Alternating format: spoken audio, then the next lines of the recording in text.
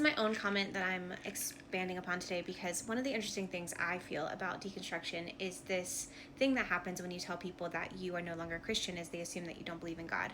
I don't really have, I don't feel the need to define my relationship with spirituality or not, or who knows. Like, I don't feel the pressure to know or to define that for myself. There's obviously nothing wrong with being an atheist. It's just so interesting to me that when I talk about deconstruction in any capacity, people will automatically assume that because I reject the Christian version of God, I am rejecting God altogether. And I think that this is such a small minded way to think because statistically speaking, 30% of the world, which is a lot, 30% of the world is a lot of people, identify as Christians. Obviously, we know that the amount of people within that percentage who are practicing Christians, who are involved in the rituals and all of that community, is much smaller than 30%. But just in the United States, take a denomination such as fundamentalism, because I do think that that's one of the more harmful denominations. Fundamentalist Christianity only accounts for 10 to 20% of the US population, they think.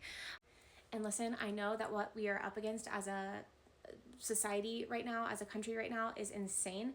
But I really do feel like for a lot of people, it's going to be a huge wake up call to the fruit that this religion often produces.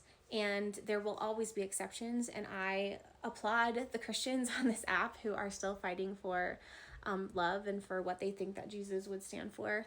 And I think that's really badass. But anyways, sometimes I just need someone to look at me and tell me, like, most people don't agree with this. Most people just, you're not crazy. Most people don't fuck with Christianity.